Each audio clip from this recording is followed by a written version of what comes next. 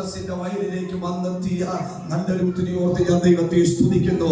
പഴയ നിയമത്തിലെ ബോവസ് പുതിയ നിയമത്തിൽ ക്രിസ്തുവിന്റെ നിഴലാണ്. പഴയ നിയമത്തിലെ ബോവസ് ദൈവാത്മാവ് പറയുന്നു, കൃപയാൽ നീ ക്രിസ്തു എന്ന ബോവസിന്റെ വയലിൽ എത്തപ്പെട്ടതിനായി സ്തോത്രം.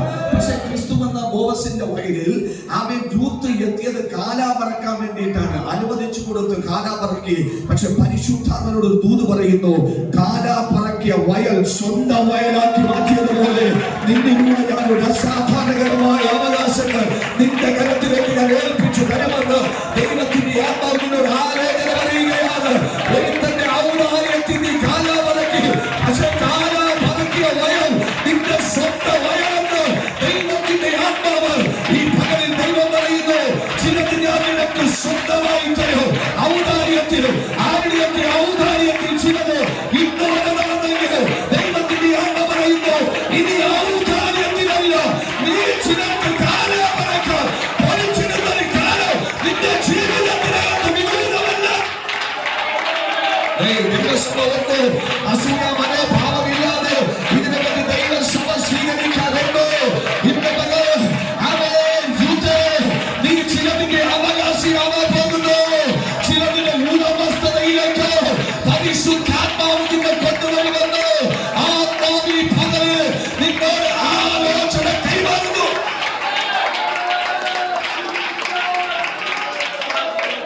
ഇന്ന് പകൽ കണ്ണൂടി അനുസരിച്ച് ഞാൻ പറയാം, പിൻകാലത്തെ മുൻകാലത്തേക്കാൾ അനുഗ്രഹിക്കാമെന്ന ദൈവം എന്റെ ആദരത്തിലൂടെ ആ വചനത്തെ ഈ ദൈവസഭയിൽ അയച്ചിട്ടുണ്ടെങ്കിൽ ഞാൻ പോയാലും സാരമില്ല. ആ വചനം നിവർത്തിയാകാതെ ദൈവത്തിന്റെ അനുഗ്രഹത്തിൽ കയറി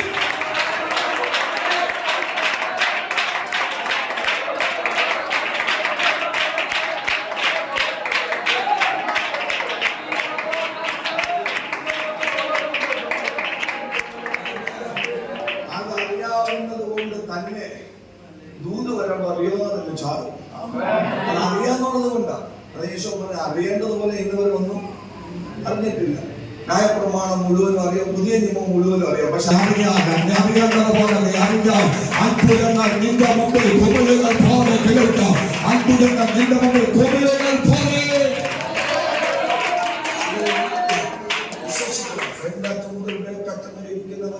നിസ്സാരമായിരിക്കുന്നവരുണ്ട്. എന്തെങ്കിലും പാസ്റ്റർ ഉരുട്ടി തന്നാൽ കൊള്ളാമെന്ന് പറയുന്നവരുണ്ട്. നോ, ഞങ്ങൾക്ക് ഉരുട്ടി തരാൻ ഒന്നുമില്ല. ദൈവം തരുന്ന ദൂതും വചനവും മാത്രമാണ്. വേറെ ഒന്നുമില്ല. പ്രവചനം ഒന്നും നമ്മളെ നടത്തണ്ട. വചനം മാത്രം നിങ്ങൾ പിടിച്ചാൽ മതി. ഇതുപോലൊരു പ്രവചനം ഞാൻ അല്ലാണ്ട് നമ്മുടെ ബൈബിൾ പ്രവചനങ്ങളുടെ കഥ പറയാം. ഇപ്പോൾ തന്ന ഒരു ദൂത് തന്നെ പരിശുദ്ധാത്മാവ് എന്താ പറഞ്ഞ, യോബിന്റെ പിൻകാലത്തെ മുൻകാലത്തെക്കാൾ ദൈവം അനുഗ്രഹിച്ചു. മുൻകാലം എന്താണ്? കഷ്ടത, രോഗം, നഷ്ടം, ധനനഷ്ടം, മാനനഷ്ടം, വീട് നഷ്ടം, മക്കൾ നഷ്ടം, ശരീരം നഷ്ടം, ഭാര്യ നഷ്ടം, അല്ലേ? അങ്ങനെ കൂട്ടുകാരുടെ നഷ്ടം, കുറ്റവും കുറവും പറഞ്ഞ് ജീവിതത്തിൽ ഭാര്യ തന്നെ യോബ് തന്നെ പറഞ്ഞ ഭാര്യയ്ക്ക് ഞാൻ എന്താണ് ഇപ്പോ അസഖ്യമായിരിക്കുന്നു, അവൾക്ക് എന്നെ ഇഷ്ടമില്ലാതായിരിക്കുന്നു. നല്ല ഭാര്യ പറഞ്ഞു പോയി, ശത്രുക്കൾ മനുഷ്യരായി പറയത്തക്ക രീതിയിൽ ജീവിതം എന്ത് ചെയ്തു? വല്ലാണ്ട് കഷ്ടപ്പാടിലായി. കഷ്ടതയുടെ കണ്ണുനീരിന്റെ രോഗത്തിന്റെയും അവസ്ഥയിൽ നിന്ന് യോബിനൊരു പുതിയ കാലം സ്വർഗം വെളിപ്പെടുത്തി. കൂടെ നിങ്ങളോട് പറയുകയാണ്, നിങ്ങൾക്കൊരു നല്ല കാലം വരാൻ പോവുകയാണ്. നിങ്ങൾക്കൊരു നല്ല കാലം വരാൻ പോവുകയാണ്. വേഗത്തിൽ ദൈവം നിങ്ങളുടെ ജീവിതത്തിനകത്ത് ദൈവപ്രവൃത്തി അയക്കാൻ പോവുകയാണ്. വേഗത്തിൽ ചില വിടുതലുകൾ നിങ്ങളുടെ സമ്മതിക്കുകയാണ്.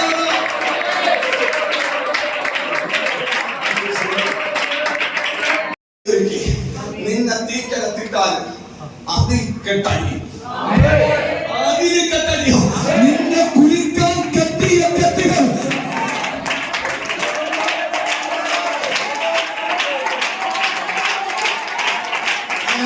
ദൈവസഭക്കെതിരായി എഴുന്നേൽക്കുന്ന ചില എതിരിന്റെ മണ്ഡലങ്ങളെ നോക്കി ഈ പകലിൽ ആത്മാവിൽ കൽപ്പിക്കുക. ഇത് മനുഷ്യനല്ല, ഇത് യഹോവയാണ്.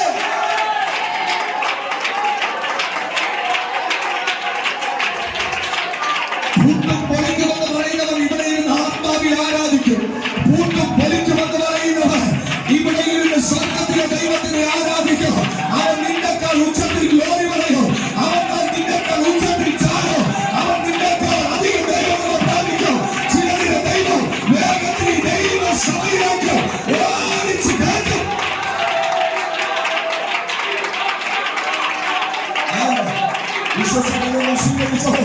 വിശ്വസിക്കുന്നതിൽ സ്വീകരിച്ചോ.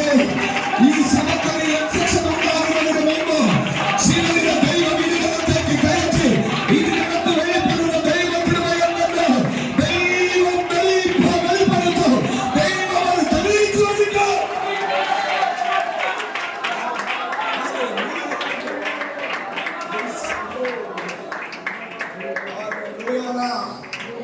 ശക്തിയോട് ദൈവത്തെ സ്തുതിക്കാം. നമുക്ക് ഒരു എതിർ പ്രാർത്ഥനയുമില്ല, നമുക്ക് ശത്രുതയുമില്ല, നമുക്ക് പിണക്കവുമില്ല.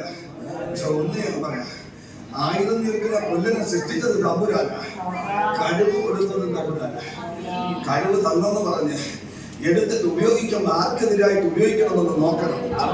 ഇന്ന് നമ്മുടെ ദൈവരാജ്യത്തിനകത്തൊക്കെ ഇങ്ങനെ ദൈവം കഴിവ് കൊടുത്തവന്മാരെ ഇങ്ങനെ തമ്മിൽ അടിച്ചുകൊണ്ടിരിക്കുക. ഇങ്ങനെ യൂട്യൂബ് തുറന്ന പാചകന്മാരും തമ്മിൽ അടിക്കുന്നത് കാണാനേ ഉള്ളൂ. കഴിവ് തന്നു, അങ്ങനെ നീ ഏത് വിടുമ്പോ ആലോചിക്കണം ആർക്കെതിരായിട്ടാണ് ഈ സാധനം ഏത് വിടുന്നത്. അതുകൊണ്ട് ഞാൻ എപ്പോഴും ഞാൻ പറയാം, മൗനം സമ്മതം ഒന്നും മിണ്ടല്ലേ, മിണ്ടാതിരി. അഭിപ്രായം പറയാൻ മുത്തുപോലെ വരും ഫ്രണ്ടില്. ഒന്നും അഭിപ്രായം പറയരുത്. നമ്മൾ നന്നാവാൻ വേണ്ടി പ്രാർത്ഥിക്കുക. ആരും നന്നാവാൻ വേണ്ടി പ്രാർത്ഥിച്ചില്ലേ സാരമില്ല. 100 കുറവ് വെച്ചോട്ട് വെറുതെ എത്താ നിൽക്കല്ലേ. ഒരു നല്ല ആമയും പറഞ്ഞില്ല. ഒരിക്കലേ എന്റെ ചർച്ചയുടെ തുടക്കം കഴിഞ്ഞ് 2 വർഷമായപ്പോൾ 2 വർഷമായ സമയത്ത് ഈ പകലിൽ വിശ്വസിക്കുന്നത് വിശ്വസിക്കുക. ഇവിടെ കുറയേണ്ടത് ഇവിടെ കുറഞ്ഞിടുക, ഇവിടെ കുറയേണ്ടത് ഇവിടെ കുറഞ്ഞിടുക.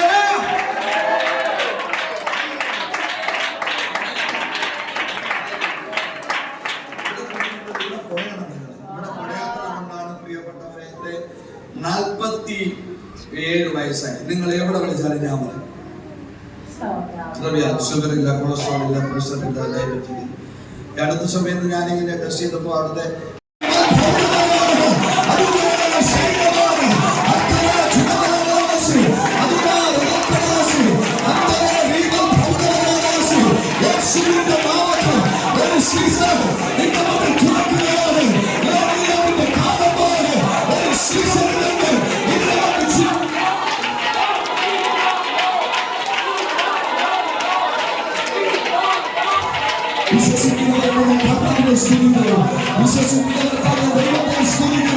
വിശ്വസിക്കുന്നവർക്കായി